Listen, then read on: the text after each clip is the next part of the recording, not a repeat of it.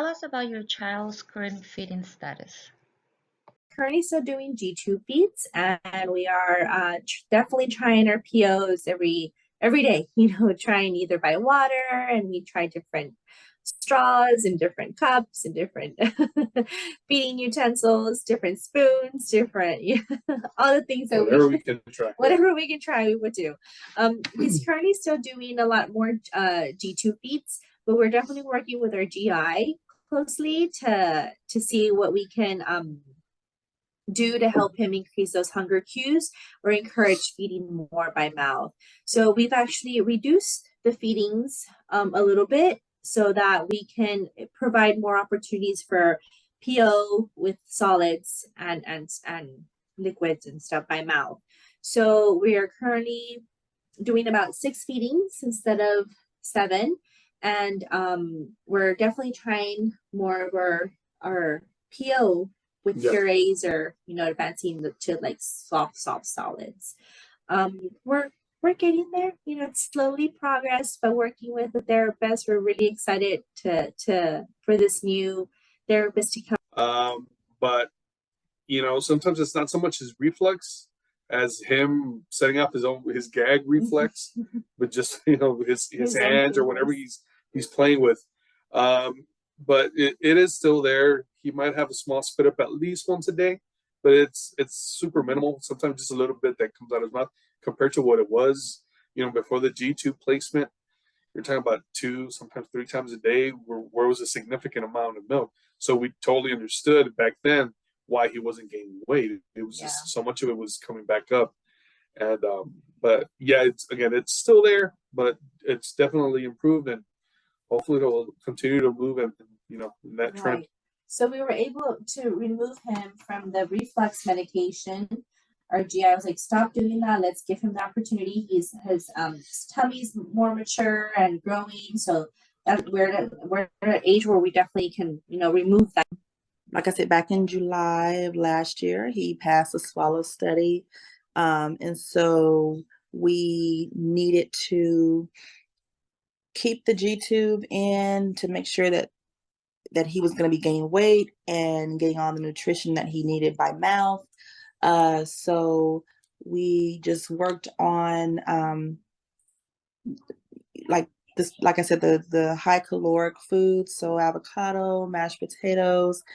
Because he's a preemie, he didn't quite have all his teeth in, so we were just working with at first the 2 bottom teeth, and then the top teeth came in. So when those came in, we were able to go into the munchable, meltable crackers. So we slowly worked with that. That was a little bit of a nerve-wracking moment for me because, we're still making sure he knows how to swallow now that he's not just doing purees all the time.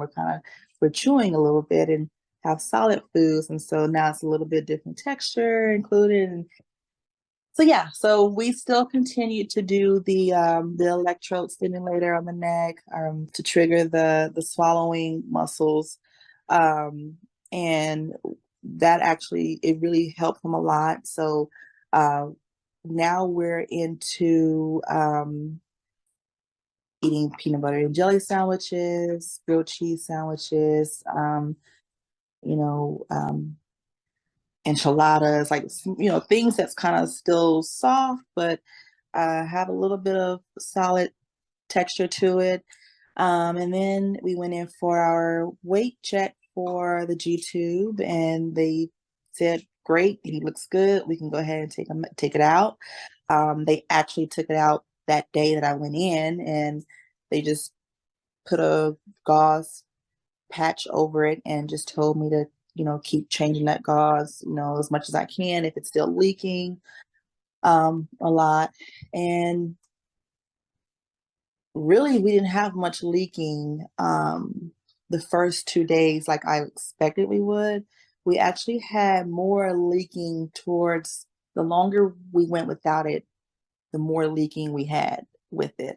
So I was kind of hoping we didn't have to have surgery to close the fistula, which they they did, tell us it's possible that he may need to have a little small operation to close it. But with the amount of leaking that he had, it had already been 6 weeks that the tube was out. And so we needed to go ahead and have that minor operation, close up the fistula. And the next day he was up moving around and jumping around, and big relief. For one, I felt like he was normal. Now I don't have to worry about like picking him up and accidentally hitting his G tube, and he's like, oh, or he can do tummy time and feel comfortable with the G tube. And just taking some things out of the diaper bag, like, the syringes, that all the equipment that went to the G tube, I can clear that out of the bags now and make it a little bit lighter and feel more comfortable going out into public, and